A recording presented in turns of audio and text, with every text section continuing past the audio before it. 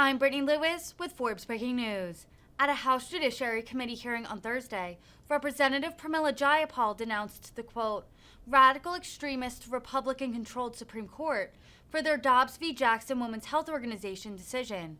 Jayapal said the ruling is a direct threat to her, sharing her personal experiences as a woman of color who has had an abortion, who is in an interracial marriage, and has a trans daughter.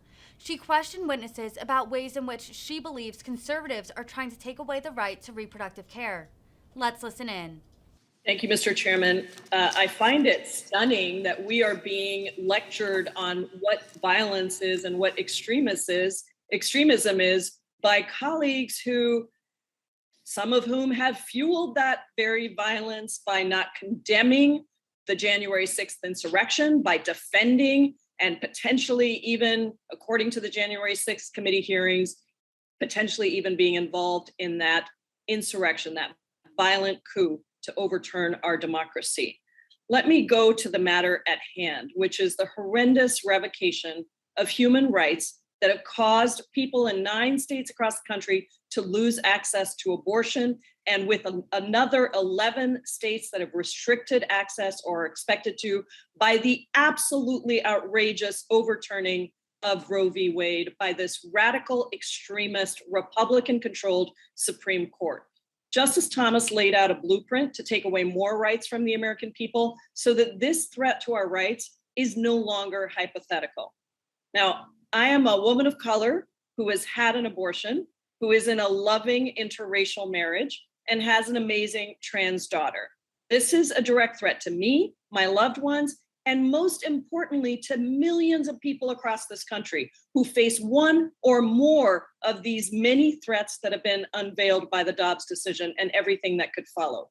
These rights could begin to fall as soon as this October, which is why I introduced the Protecting Access to Contraception Act with Representative Mike Thompson and working tirelessly with my Democratic colleagues to protect all the other rights that are endangered by the Supreme Court's decision.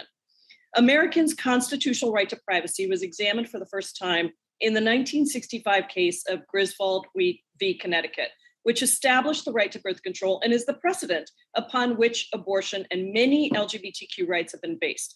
The conservative opinion that overturned Roe has now suggested that somehow there were problems in the legal reasoning of that precedent. Ms. Warbelow, what happens when the Supreme Court, a conservative Supreme Court, suddenly starts basing its jurisprudence on supposed perceived holes of precedents that have been long established?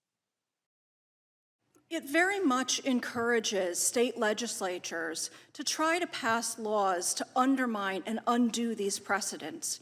This is not conjecture. This has already happened. We have seen states in the wake of Obergefell attempt to eliminate marriage for all couples as a right within their state. We have seen legislatures try to reaffirm their bans on same-sex couples marrying. And in the wake of the Dobbs decision, we saw a state in a filing to the 11th Circuit challenge the century-old right to parental autonomy. These are not conjecture, these are real examples that are happening and will continue to happen. Thank you. Professor Murray, anti-abortion groups like Americans United for Life support revoking the right to in vitro fertilization and contraceptive measures like Plan B and IUDs to make sure that the American people are aware of this radical Republican agenda. Can you expand on how the conservative right is trying to take away the right to contraception and other reproductive care? Is that a question for me, Representative Yes. Jayapal? I'm sorry. Yes. Sorry, Professor. the internet is warbling a little.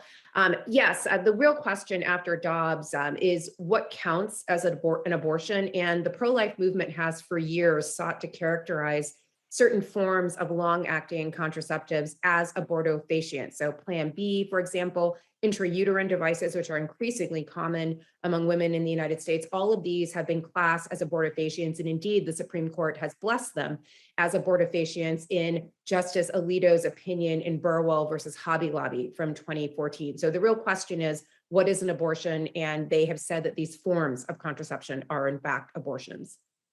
Thank you, Professor Murray.